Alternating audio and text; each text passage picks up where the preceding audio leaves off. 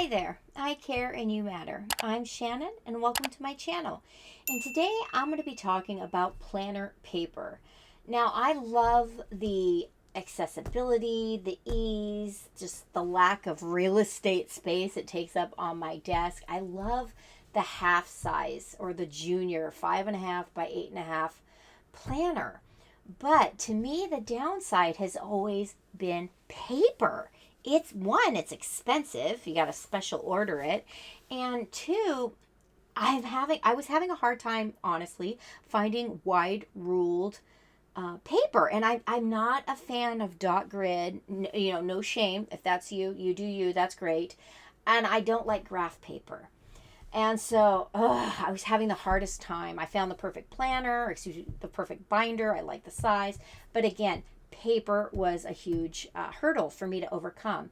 So what I ended up doing was making the paper myself. And I'm going to be honest with you, it worked out great. I took regular old wide ruled notebook paper to my local office supply store, had them cut it down for me, and then I punched it myself. I did the same with just regular old copy or printer paper. Bought a couple reams real cheap, cut it in half, had them cut it in half for me. They have a cutter, an industrial cutter, which was far cheaper and easier for them to cut than me cutting it all using my little hand trimmer, my little handheld one. But then I punched it using a heavy duty punch, which was easy peasy. And I was able to do all of this relatively quickly and easily and economically because the price that I paid to have it cut was far cheaper than buying 25, 50 sheets at a time. But I needed to find a way to store a lot of paper at a time because it was more economical for me to have the office supply store cut a lot at one time. But I needed to find a way to, like I said, store it all so that I wasn't ruining it, so that one, it was easy to use, two, or easy to get my hands on, and two, I could store a lot of it without it getting ruined. And so in my planner itself, I store a small stash, just a little handful, 20, 30 sheets at a time of the different kinds of paper.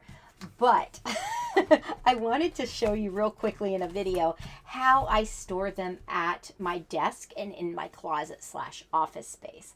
So I'm going to go ahead and turn the camera and give you a little bird's eye view or a peek into how I store all my planner paper. All right, welcome to my writing desk. The view that you usually have is me sitting at my computer station. I have in my little closet / office space, I have two desks, a computer desk, which is a sit-stand desk, and then I just have a plain old writing table or writing desk. And I keep a set of metal lateral files. I think that's what they're called.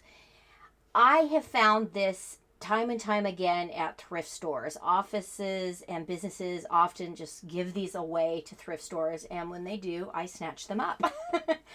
The Amazon has an Amazon basic version, which is about $30, which is well worth it. The steel, they last forever, and they can easily be spray painted to whatever color you want.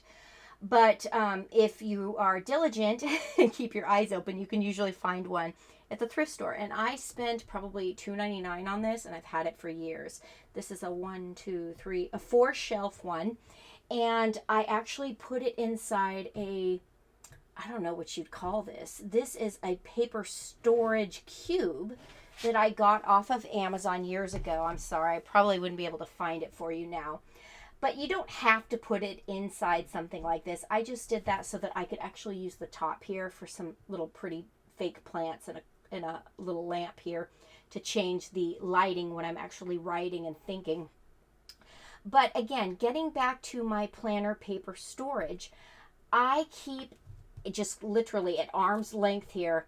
This is a letter size file organizer, and I like it because there's lots of space. I keep some just regular notebooks, some of which I have actually, this is a top flight writing tablet that I get cheap on Amazon, literally for like $1, maybe $1.50 a notepad. And I also have these cut down to 5.5 by 8.5. So this actually, this whole notepad, this writing tablet, can tuck in the back of my planner, my binder, and I could even punch this if I wanted to. But I keep these little notepads up here. And then I keep a stack, a nice chunky stack of the notebook paper, the wide ruled notebook paper that I had cut down also to 5.5 by 8.5. Again, I punched it myself, as well as the blank printer paper or copy paper cut down to 5.5 by 8.5 and then punched myself. And I like having this right here at the ready. So if I just want to grab a piece of paper, I want to refill my binder, it's there and ready to use. So this is, I guess you'd call it my satellite station of paper, but it's, like I said, it's always on my desk. And oh boy, now I'm about to show you some of the other things that I did. Now this is going to seem a little extra when I show you, but mind you, this gives me peace of mind because I know I've got a lot of paper for my planner system, and it ultimately helped me save money by doing a bunch at one time. All right, I'm going to hold my breath and I'm going to show you what I did.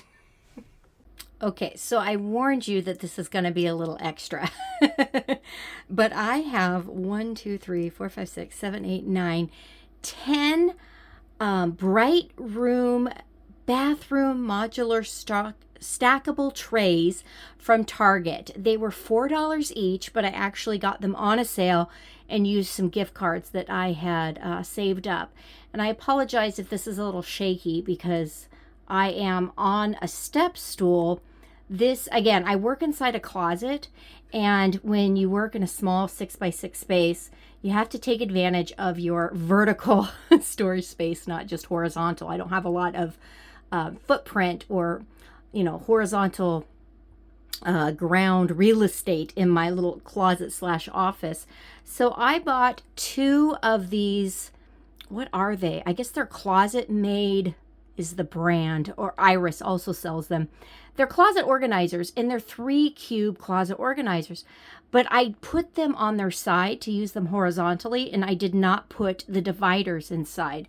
I'm going to try and show you. You can see down here it has areas for the pegs, so you can have an adjustable shelf. Well, I didn't want to use that because I wanted to create hideaway storage, I guess you'd say. And I used 2 suspension rods, one on each of these Closet Made organizers. And then these are just valances that I trimmed and hemmed to be the exact right length, just so it makes hideaway storage in my office look a little nicer. And then up here I invested in some opaque white bins where I store my extra pens, envelopes, tape, things of that such, post-it notes. But here you're seeing all of my planner paper that I made myself. And so you can see I have a great big old stash. I have my blank paper here. All of this is cut to size and punched. I have ruled paper here and then here. And then I found, I think I mentioned this a couple other videos, an Erin Condren notebook that was like a checklist. Well, I'm using that paper for my project planner paper, and I had that cut down and I punched that as well. And then over here I have notebooks notepads that I also had trimmed, cut to size 8.5 by 5.5. And then last but not least, over here, Big Lots near my house used to sell a pack of 4 notepads real cheap. I think it was $2. And they're slightly smaller than 8.5 by 11, or 8.5 by 5.5, but I still liked the size, so I have a ton of those. But yeah, I have it all up here because I don't have to access this very often.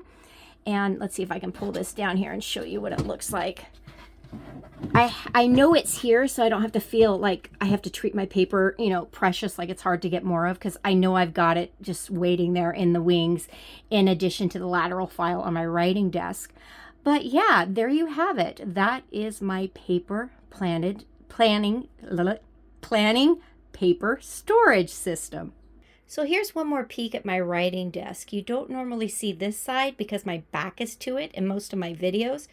But you can see right here just how convenient that lateral file is to hold all of my planner paper and keep it not only organized, neat and tidy, but easily accessible, much more so than up on my shelf where I have it hidden behind a curtain. If you've liked this video, please give me a like, and if you're not already a subscriber, please consider subscribing so you can watch more videos like this. For the rest of you who are around and have watched this whole video all the way through, thanks so much for watching, and I'll catch you in the next video. Bye-bye.